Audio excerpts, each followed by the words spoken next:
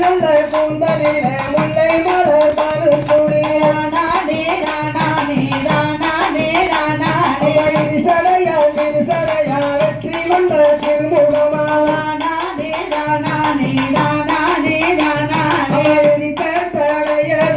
வெப்பிலைய கையெடுத்து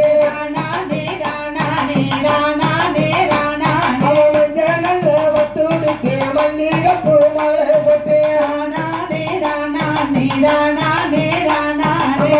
சுற்றி வராதம்மா விளையாடு உச்சினி மகளே